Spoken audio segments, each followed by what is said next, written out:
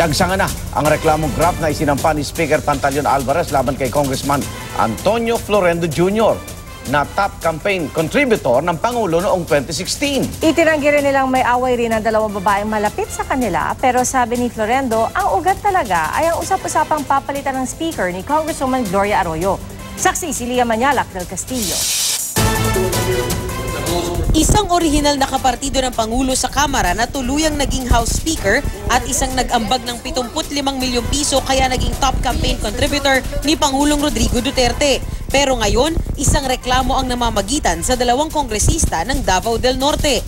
Reklamo ni House Speaker Pantaleon Alvarez sa Ombudsman na sa pwesto raw si Congressman Antonio Florendo Jr. habang stockholder din ng kumpanyang Tadeco o Tagum Agricultural Development Company nang mag-renew ito ng kasunduan sa Bureau of Corrections. Giit ni Alvarez, bawal sa batas ang pagkakaroon ng isang kongresista ng pinansyal na interes sa isang kumpanya na may kontrata sa gobyerno. Pero nagsanga ang issue sa away umano ng kanilang mga girlfriend na iniulat ng Philippine Star base sa pahayag ng source nito. Sa Mascara Festival daw kung saan nakasama ng dalawang kongresista ang Pangulo, nakaaway raw ng kinakasama ni Florendo ang kasamang babae ni Alvarez at nagkasigawan pa. Sabi raw ng kinakasama ni Florendo, galit daw si Alvarez dahil sa kanila tumatakbo ang lehitimong asawa at mga anak ni Alvarez kapag may problema sila sa Speaker. Ilang linggo matapos niyan, nagbiro ang Pangulo sa pagkakaroon daw niya ng dalawang asawa na sinundan ng biro kay Alvarez. Huwag ka lang magalit.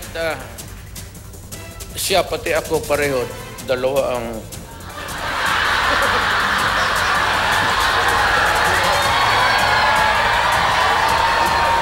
Totoo man?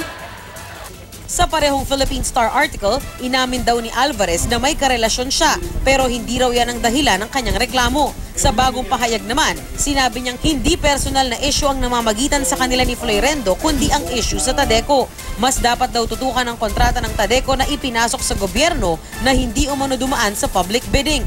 Pero si Florendo nagtataka raw, sabay sabing kung personal nga ang dahilan, pwede silang mag-usap ng magkaayos. Sabi pa niya, nagsimula raw ang gusot sa usap-usapang siya ang nasa likod sa planong palitan sa pagka-speaker si Alvarez ni Congresswoman Gloria Arroyo. Itinanggihan ni Florendo. Tiniyak niya ring wala siyang kinalaman sa negosasyon sa pagitan ng Tadeco at Bucor noong 2003. Iginiit din ng Tadeco na hindi lease agreement o kasunduang umupa ang pinasok nito at ng Bucor, kundi joint venture para ma-rehabilitate ang mga inmate sa Davao Penal Colony. Ako si Lia Manialac del Castillo, ang inyong saksi.